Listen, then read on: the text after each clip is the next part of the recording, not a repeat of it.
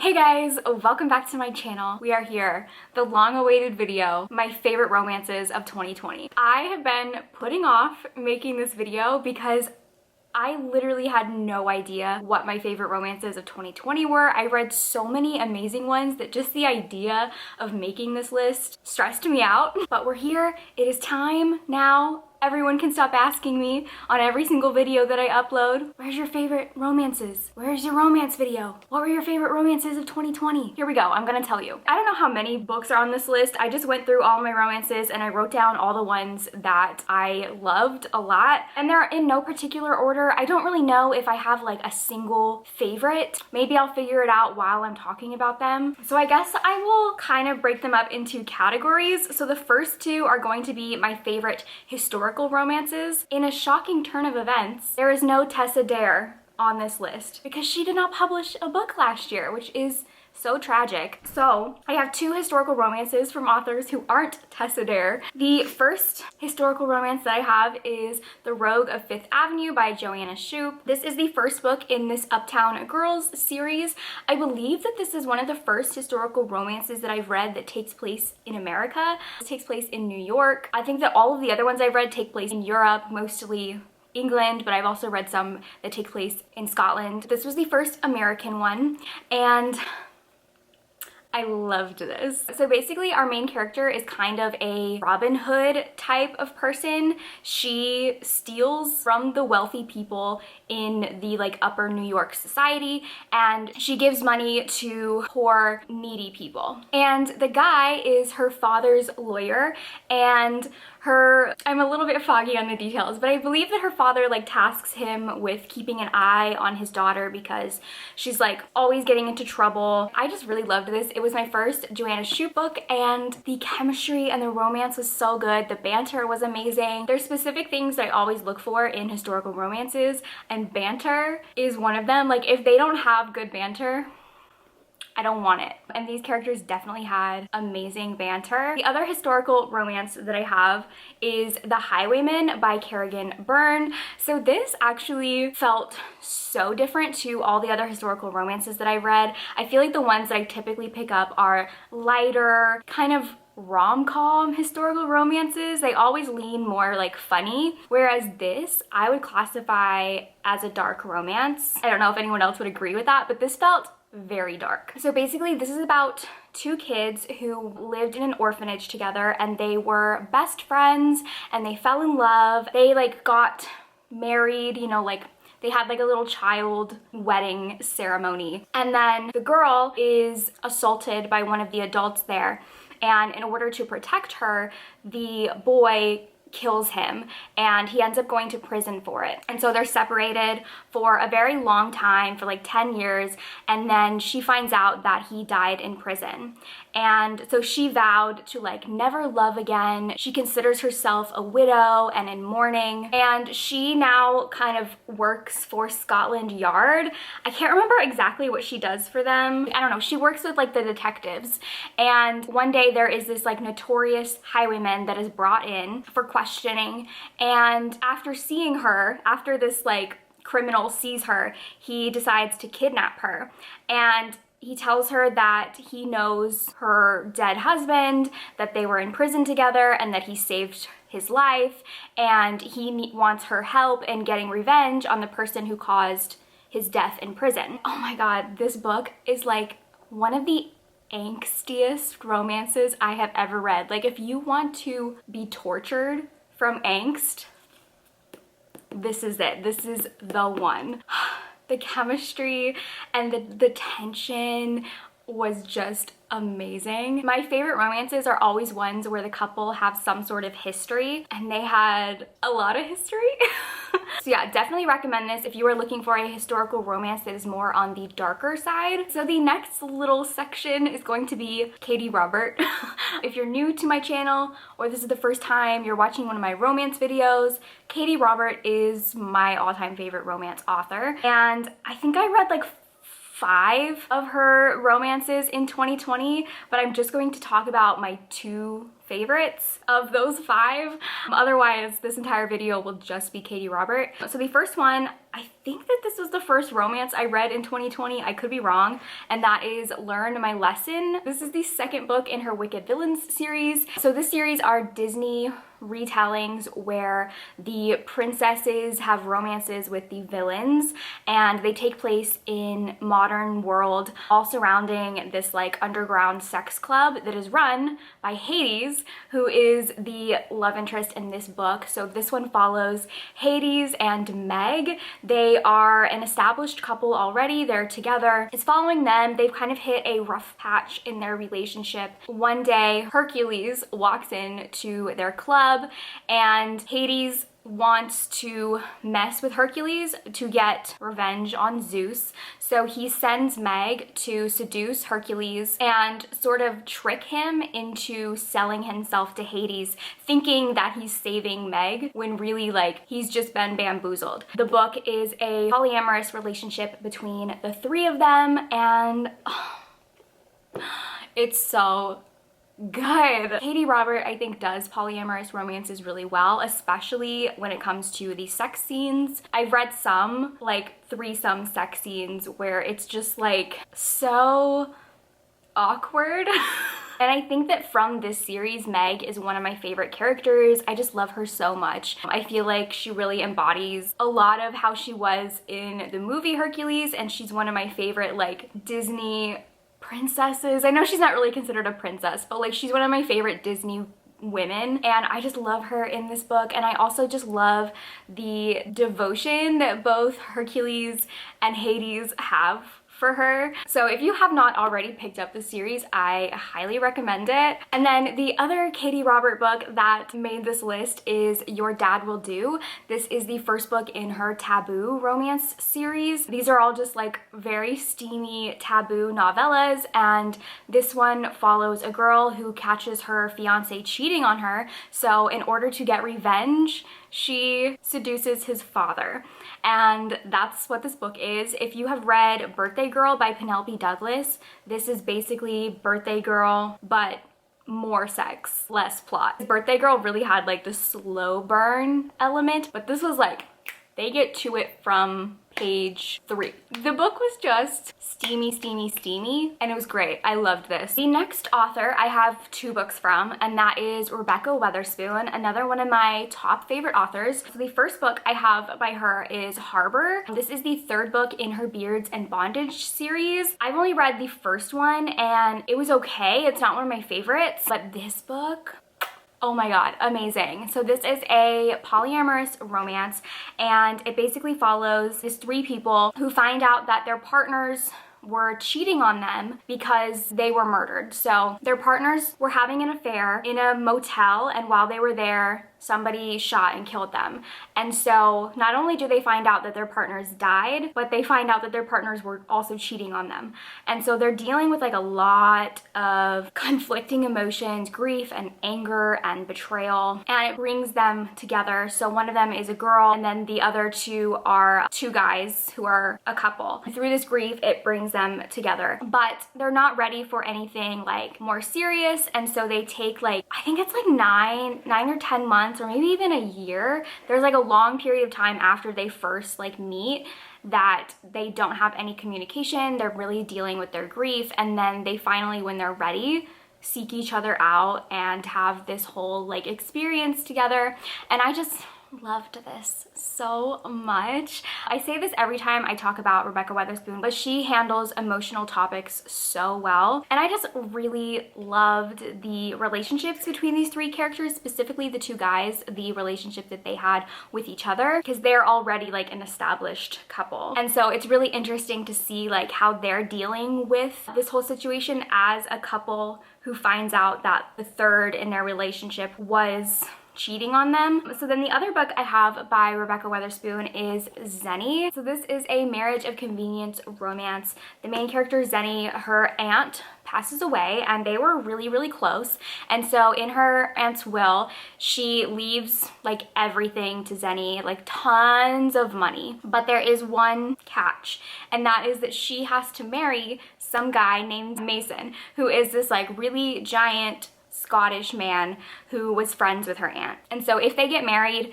and stay married for a certain amount of time, then they're gonna get this like huge payout. They decide to do it. They both really need the money, and they end up falling in love in the process, and it's so good. I don't know that I've read a lot of like marriage of convenience contemporary romances. Normally the ones that I've read are historical romances, but I loved how it was done in here. I also really liked how both Zenny and Mason are bi. Like, I can't really think of many other romances I've read where both people in the relationship were bi. So I really enjoyed that aspect of it. This book also has pegging. Enough said. The next book I think is the only fantasy romance on this list, and that is Radiance by Grace Draven. So Grace Draven is an author that I discovered in 2020, and I've now read I think 3 of her books, and this was definitely my favorite. So this is another marriage of convenience. We're following these 2 royals from different species, and they're kind of like the spare royalty. They're not important enough where their marriage like really matters, but they're also not insignificant enough that they can just marry anybody. These 2 like warring kingdoms or opposing kingdoms decide to marry them off to each other to create like a political alliance. So I think that he is like the second son of the king and she is the niece of a king. What I loved about this romance so much is that they think each other is ugly. She's a human, he is a Kai, and so he's basically like this giant gray monster type of creature, and both species think that the other one is super unattractive and like disgusting. And so once they get married, they go to live in his kingdom, and so a lot of the book is really about her learning how to live the life of the Kai, because they're very sensitive to sunlight, so they basically sleep during the day and are awake at night, so she has to adjust to always being in the dark. The food that they eat she thinks is super disgusting, and they, even though they're like super unattracted to each other, they form like a really great friendship. They become like best friends, and then through that, through becoming friends and learning more about each other, they slowly start to be more attracted to each other, and it's so amazing. This is definitely one of my favorite friends to lovers romances. I think this is the book that made me like friends to lovers, and if you like fantasy romances, I just highly recommend this. I definitely think that they are one of my favorite couples in romance. They're just top tier, and I think it's because their love for each other isn't based off of just like an instant attraction, where I feel like a lot of romances, they're just attracted to each other and that's it, but they actually love each other for what's on the inside and then grow to love what's on the outside, and it's just so cute. The next 2 books are both by one of my favorite romance authors, Miss Talia Hibbert. So the first one from her is Take a Hint, Dani Brown. This is the sequel to Get a Life, Chloe Brown, which I wasn't the biggest fan of, despite her being one of my favorite romance authors. I didn't love Chloe Brown, so I was a little bit skeptical going into this book, but oh my god, it blew me away. I think if I really did have to pick like a top favorite romance of 2020, it would be this one. So this one follows Dani Brown, who is Chloe's sister, and she does not want love. She just wants a physical relationship. She just wants to have sex. She's not interested in love. She has this friend at work. I think that he's like the security guard. One day there's a fire in the building and he like saves her and carries her out of the building, and because of that, someone took a video of it and posted it on social media and it went viral, and they were getting a lot of attention, and so they decided to kind of play up this romance for the internet and and pretend to date, but the guy, Zaf, is like secretly in love with her. He's had a crush on her for a really long time and has been really trying to make a move, and so he kind of sees this fake dating as a way to try to actually date her, whereas Danny sees the fake dating situation as a way to have like a friends with benefits type of relationship with him. And I just loved this so much. I feel like Danny and Zaf are two characters that I related to so much on completely different levels. I'm not even remotely a romantic person, and so I really related to Danny being like, you know what?